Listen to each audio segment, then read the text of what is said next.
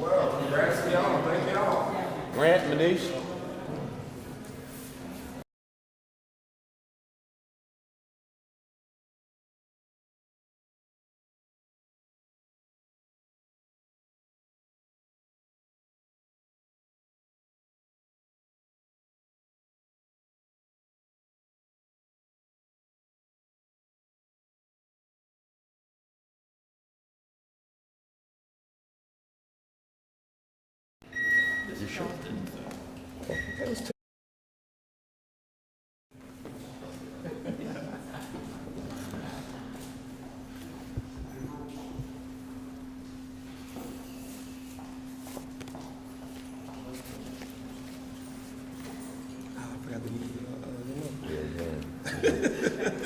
I'm bad you got Mayor Webb and Becca, we all step up one step, the frame will just move it better for Vice Mayor, I want you to stand up so.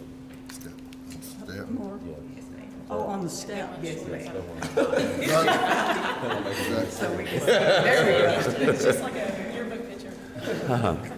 Good morning. First and foremost, I want to thank everyone for coming to today's press conference. I want to take the time to recognize Vice Mayor Webb, who's here with us today, as alongside at-large City Director Antoine Phillips and Ward 1 City Director Virgil Miller. As I often share, when we get things done in the City of Little Rock, it cannot happen without a team in the City of Little Rock Board of Directors who often and always approve proposals to get us to the next step as we focus on a stronger, more united city. We're here today to celebrate and recognize the City of Little Rock's team effort alongside the Little Rock Public Works Department, City of Little Rock Board of Directors, Metro Plan, and Rock Region Metro, as we were just awarded a $25 million U.S. Department of Transportation Safe Streets for All grant administered by the Biden-Harris administration, led by Secretary Pete Buttigieg. As you all know by now, the state of Arkansas received $32 million in these Safe Streets for All grants.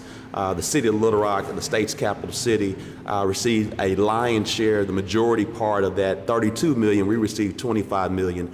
And it didn't happen overnight. It was led by, first and foremost, understanding some of the dangerous mobility streets that we have in our city, where they are located, which happen to be in many of our targeted community development areas that this city board focused on how we were putting more dollars as it relates to public infrastructure, parks and recreation, and affordable housing there. This represents more investment there through the city board, but also the city board this past May focused on the Vision Zero plan that we will reduce fatality rates by 40% by 2040. And so this is the first significant step of many steps that we will focus on making our streets safer from a mobility standpoint, pedestrian standpoint, cyclist standpoint, and very excited about this big day to get this $25 million in an implementation grant. What does that mean? It means that we will be doing some construction in these 5 areas that happen to be in our targeted community development areas on University Avenue, Chico Road, Geyer Springs, John Barrow, 12th Street, and Woodrow. I'm happy to have many of the board members who represent those particular areas and or are in close proximity to those areas. And so it's a big deal to get dollars moving and pavement and cement and asphalt moving from that standpoint. We're going to ask, as we bring John Honeywell, I want to take this time to recognize his 2 lieutenants, Manish and Grant, who are here today, who spent a lot of time with our grants division to make certain that we had the paperwork, all the I's dotted and T's crossed to be successful. We've seen a lot of success in federal resources over the past few years. I'll talk a little bit about that later, but it's a big day for public infrastructure in our city and safe streets in our target community development areas in the Vision Zero plan that's in action. John Honeywell, our director of Little Rock Parks and Little Rock Public Works Division, not Parks and Rec. I'm not giving you a promotion.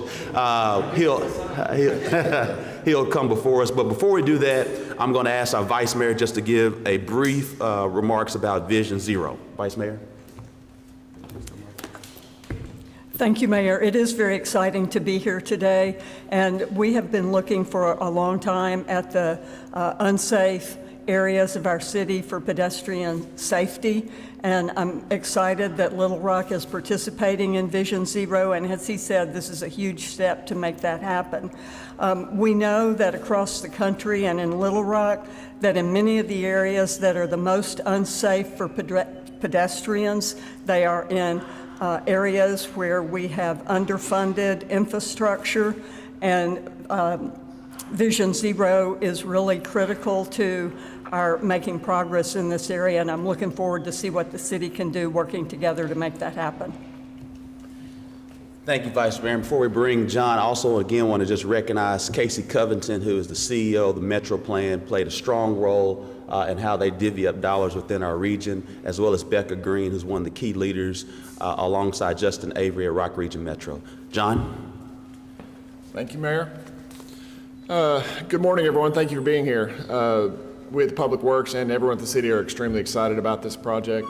It's going to be a big difference maker for us as far as safety for all users of our street systems in the city, vehicular, pedestrian, mass transit, and bicycles. So I wanted to go over quickly the scope of each of these corridors so you have an idea of where we're talking about, and then some of the information as far as what we plan to implement on those corridors. So I wanted to start out, we have, like the mayor said, we have 5 corridors that we'll be doing implementation on, but we also have 1 corridor that we'll be doing a planning study on for safety related implementation, future implementation work. So the first of our corridors is Geyer Springs Road. It's a 1-mile section between Forbing Road and Baseline. All of these corridors, as I began talking about them, were identified on the Metro Plan Central Arkansas Safety Action Plan that was done as a regional safety action plan. And so we used the data from that to identify corridors that we felt were the ones that we needed to work on first. So Geyer Springs is one of those. It was had one of the highest scoring intersections in that entire safety action plan, and that's located at the intersection of Geyer Springs and Baseline, so that'll be one of the focuses of that corridor. Our second one is University Avenue. This is the longest corridor that we'll be working on. That goes from Markham all the way to Forbing Road. It's about a 4.8-mile section of University. That's actually split into 3 different sections in the safety action plan itself, and basically being in the north section, Markham to roughly around UALR, or University of Arkansas Little Rock. Then we have that section around the University, Asher, Colonel Glenn intersection, and then we have the southern section which extends south towards Forbing Road. All of these sections were located in the top 10 of the high injury network, which is what we judged our corridors on through that safety action plan. John Barrow Road is the third one. That's a 1.5-mile section that goes between Carti Way and 36th Street. This had 2 of the top 20 high injury intersections being located at Canis Road in John Barrow and 36th Street in John Barrow. So those will be some focuses of that corridor when it comes to implementation, as well as other improvements along the entire length of the corridor. Chico Road is our 4th. It's a 1-mile section between Azalea and Mableville Cutoff. This contains 1 intersection that was listed on the top 20 high impact areas, and that was at Baseline and Chico. And our final implementation project will be at 12th Street and South Woodrow. This is the only intersection that showed up on that top 20 high injury intersection list that wasn't on one of the corridors that was identified in the high injury network.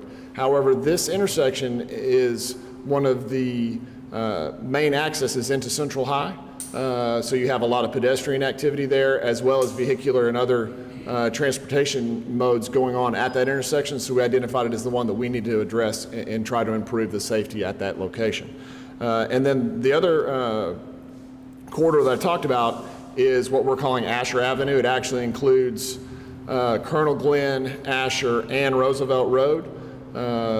It roughly, for a scope of end-to-end, is roughly Colonel Glenn and 36th Street area, all the way back on Roosevelt to the fairgrounds. So we'll be doing a planning study on that corridor to identify potential improvements can be done in the future when we're able to obtain further funding to do more safety to work across our city.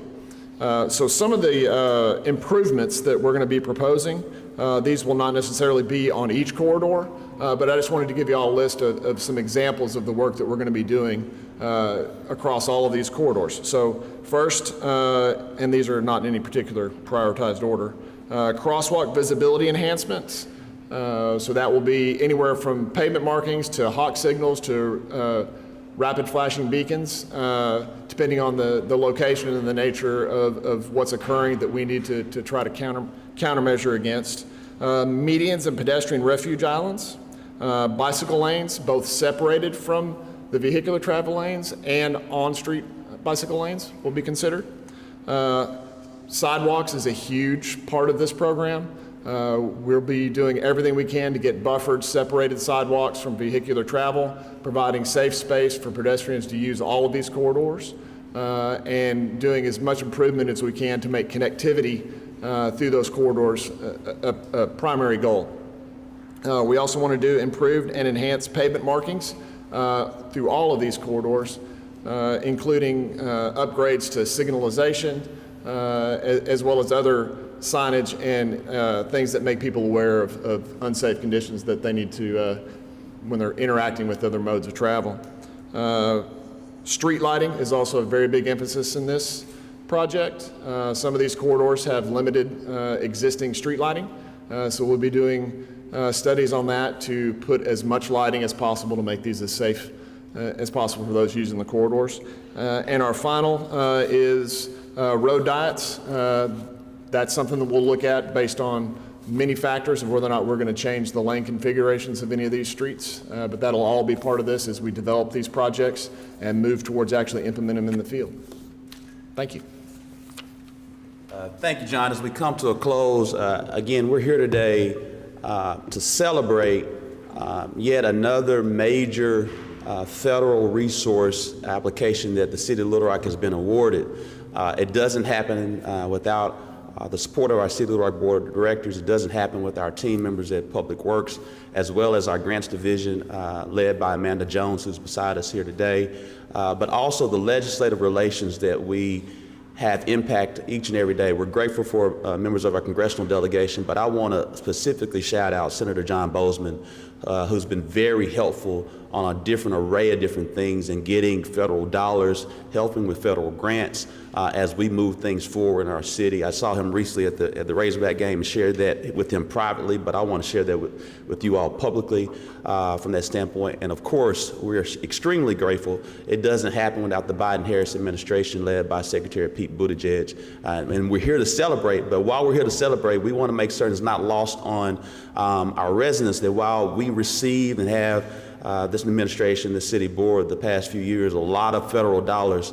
We're able to do a lot with less because we got federal resources, but we can't solely rely on federal resources. And that's another reason why the city board unanimously voted for our city sales tax as one of the pillars of the 4 Ps is public infrastructure, because we need to continue to fuel our growth and our city sustainability through filling potholes, paving new streets and sidewalks and roads throughout our city, and it costs money. As we shared earlier, it takes about $200,000. It used to take about $200,000 to pave to resurface a road. It's now $400,000. To build a new road, it used to be $1.5 million. It's now $3 million, and so it needs more dollars and resources that way as we fill potholes, we pave streets and sidewalks, but also pick up our trash. We just recently purchased 5 new garbage trucks and things of that nature because of the leadership of Vice Mayor Webb and the city board members who worked to pass this. She added an amendment to get more trucks, and so we just purchased 5 with some existing resources through fiscal stewardship to cobble together those dollars. But also, if we get this sales tax passed, we get another 5 or 7. So if we are working together to get things done, as Director Wire would say, and Director Phillips and Miller would say, we got to take care of the nuts and bolts as well, and take care of the basics. And this is what we are doing and working on together. We'll now open the floor for any questions. Yes, Ashley? Hi there. I'm told that this is one of the, if not the largest grant that Little Rock has ever received. If you'll describe how the city goes into getting that kind of money. Well, first and foremost, I'm gonna just give the high picture, and then also want Amanda. I know John's done a lot of talking. I want to first we identify a vision. We, as the Office of Executive Administration, a vision of different things we want to pursue. We work alongside the city board to get that buy-in and approval, and throughout that process, and then our grants division takes that vision and starts to make application and works alongside whatever that vision may be, whether it's Parks and Recreation or Public Works, and then they work together. Myself and Kendra Pruitt and many others, Emily, on the team, we have federal relations with the administration as well as congressional delegation. That's the reason why times if we do go travel to D.C., it's not just to go to D.C., it's to go bring some dollars back, and we brought a lot of dollars back. And so that's the high picture of what happens. Amanda, I know you weren't ready to talk today, but if you give us just like 15 seconds about what goes on in the grants division. Sure. You got it. Yeah. I got it. I'm shorter than the mayor, in case you didn't notice. A lot of it goes into also planning and strategizing and leaning heavily on MetroPlan, who had those data sets. And I mean, without the data sets to tell the story, we can't tell it. So a lot of it is making sure that we know of those opportunities coming, and then we use our partnerships and obviously look at the numbers. And this one fit beautifully with a lot of what we're trying to do and what we need to do for the city. And yes, it's one of the largest ones, largest one in this state. We plan to get some even larger ones with some things that we're focused on with the 15-acre park by I-30. And so there are some conversations with the U.S. Department of Transportation there, as well as what we're trying to do with affordable housing. Next question. What's the timeline for these projects as far as like completion and all that? They generally have to do a design phase, and you got it. I got to talk to you. So timeline for this, we've got a 5-year plan that was part of the application for this. So it's not something that's going to immediately be occurring out on the streets. We'll go through the grant program, getting all that information finalized, and then we'll move through the actual design and all the other stuff we need to do with these projects, and then put it into implementation. So it's roughly a 5-year timeline is what we're looking at to have this done. So what's the estimate on when work might actually start? Probably at least 2 to 3 years before you'll actually see work occurring. And the good thing to notice about that, you got to go through the design phase. Just because we've done all this work, now you have to deal with architects and planners. That takes time as they go look through these 5 strategic areas. But the interesting thing, and we didn't plan it this way, but we could claim that we did. But if you literally go to 12th and Woodrow right now, you see some new pavement. If you literally go to a stretch of John Barrow and you're going to Parkview High School, you see some new pavement. If you go right down here to Cantrell, you see some new pavement. What's going on Geyser Springs, you see some new pavement as well. What you're seeing is, because this city board and our administration, we passed the millage 2 years ago, you're seeing a lot of repavement going on around the city.